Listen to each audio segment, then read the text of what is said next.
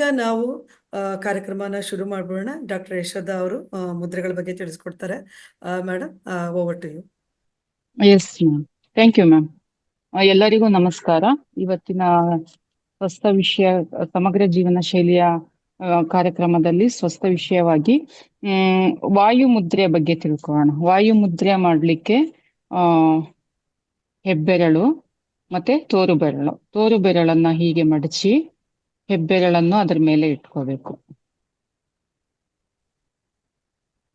ಮಾಡ್ತೀರಾ? ಯಾರಾದ್ರೂ ಮಾಡ್ತಾ ಇದ್ದೀರಾ? ಗೊತ್ತಾಗ್ತಾ ಇದೆಯಾ? ಯಾರಾದ್ರೂ ಒಬ್ರು ಹೇಳಲಿಕ್ಕಾಗುತ್ತಾ? ಹೆಬ್ಬೆರಳು ಯಾವ ತತ್ವ ತೋರಿಸುತ್ತೆ ಅಂತ ಯಾರಾದ್ರೂ ಒಬ್ರು ಹೇಳಲಿಕ್ಕಾಗುತ್ತಾ? ಇಷ್ಟು ದಿವಸ ಮುದ್ರಾ ಮಾಡ್ತಾ ಇದ್ದೀರಲ್ಲ, ಹೇಳಿಸ್ಕೊಳ್ತಾ ಇದ್ದೀರಲ್ಲ, ಯಾರಾದ್ರೂ ಅನ್ಮ್ಯೂಟ್ ಮಾಡ್. ಅಗ್ನಿ ತತ್ವ. Yes madam. ಇದು ತೋರು ಬೆರಳನ್ನ ಮಡಚಿ ಅಗ್ನಿ ತತ್ವದ ಹೆಬ್ಬೆರಳನ್ನು ಹೀಗೆ ಕುಡಿಸ್ಕೋಬೇಕು. ಇದು ವಾಯು ಮುದ್ರ. ಓಕೆ, ಇದನ್ನ ಮಾಡೋದ್ರಿಂದ ನಮ್ಮಲ್ಲಿ ಕುತ್ತಿಗೆ ನೋವು, ಮಂಡಿ ನೋವು, ಮೊಣಕಾಲ್ ನೋವು, ಬೆನ್ನು ನೋವು, ಸೊಂಟ ನೋವು ಎಲ್ಲದಕ್ಕೂ ಪರಿಹಾರ ಆಗುತ್ತೆ. ಇದು ವಿವಿಧ ನೋವುಗಳು, ಏನೇನ್ ತರ ನೋವುಗಳು ಬರುತ್ತೆ ದೇಹದಲ್ಲಿ, ಎಲ್ಲಾ ರೀತಿಯ ನೋವುಗಳಿಗೂ ಇದು ಪರಿಹಾರವನ್ನ ಕೊಡುತ್ತೆ. ಇದನ್ನ 20 ರಿಂದ 25 ನಿಮಿಷಗಳ ಕಾಲ ಪ್ರತಿದಿನ ಬ್ರಾಹ್ಮಿ ಮುಹೂರ್ತದಲ್ಲಿ ನಾವು ಮಾಡಿದಾಗ, ಕೆಳಗಡೆ ಕುತ್ಕೊಳ್ಳೋರು ಸ್ಥಿರ ಸುಖಾಸನದಲ್ಲಿ ಕುತ್ಕೊಂಡು ಮಾಡಬಹುದು.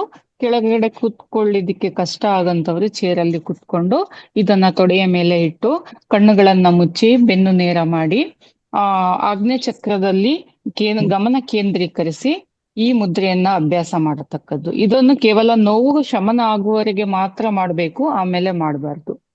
ಇದನ್ನ ನಿಲ್ಲಿಸ್ಬೇಕಾಗುತ್ತೆ. ನಮ್ಮ ದೇಹದಲ್ಲಿ ಪಂಚ ಪ್ರಾಣಗಳಿದೆ, ಪಂಚ ಉಪಪ್ರಾಣಗಳಿದೆ.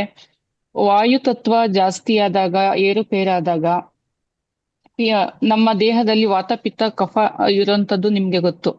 ಸೊ ವಾತ ಎಲ್ಲಿ ದೂಷಿತ ಆಗುತ್ತೋ ಅವಾಗ ಪಿತ್ತವನ್ನು ದೂಷಿತ ಮಾಡುತ್ತೆ, ಕಫವನ್ನು ದೂಷಿತ ಮಾಡುತ್ತೆ. ಅದು ಪ್ರಧಾನ ದೋಷ ಆಗಿರೋದ್ರಿಂದ ಉಳಿದೆರಡು ದೋಷಗಳನ್ನು ಅದು ದೂಷಿತ ಮಾಡುತ್ತೆ, ಸೊ ಪ್ರಕೋಪ ಮಾಡುತ್ತೆ.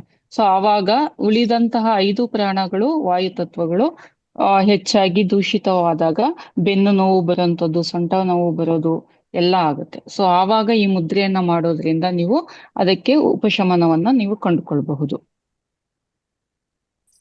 Yes ma'am.